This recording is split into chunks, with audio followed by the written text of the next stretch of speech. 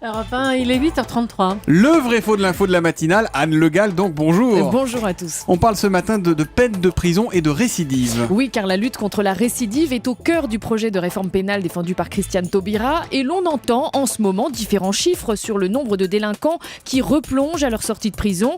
Exemple, hier avec Claude Bartolone, le président de l'Assemblée nationale.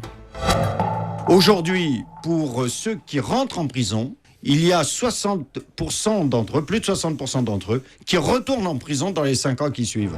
Alors, est-ce que lorsque Claude Bartolone dit que 6 détenus sur 10, c'est ça, retournent en prison 5 ans après leur sortie, il dit vrai ou il dit faux ? C'est faux. Le vrai chiffre, c'est 46% tout de même, mais ce n'est pas 60% des sorties de prison qui y retournent dans les 5 ans. Alors on notera que cette moyenne cache des différences hommes-femmes, car chez les femmes, ce taux de retour en prison tombe à 24%. C'est 1 sur 4 donc qui retourne en prison dans les 5 années qui suivent leur libération. Mais alors quand Claude Bartolone parle de 60%, c'est quoi ? C'est un chiffre en l'air ? Alors sans doute que c'est une confusion, car 60%, c'est un chiffre qui existe, c'est le taux de récidive dans les 5 ans après une sortie de prison. Mais récidive, ça ne veut pas forcément dire nouvelle incarcération, et c'est là que Claude Bartolone visiblement s'en mêle les pinceaux. Anne, en enquêtant, est-ce que vous avez découvert qu'il y a un profil type du délinquant qui récidive et qui retourne en prison justement ? Oui, tout à fait. En s'appuyant sur une enquête de la direction de l'administration pénitentiaire, on voit que celui qui retourne en prison dans les 5 ans, c'est un homme plutôt jeune. On sait notamment qu'un mineur condamné présente 2 fois plus de risques de récidiver qu'un trentenaire.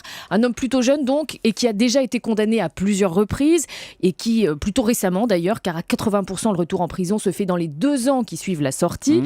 Enfin, les statistiques montrent aussi que le niveau de récidive varie en fonction des infractions commises.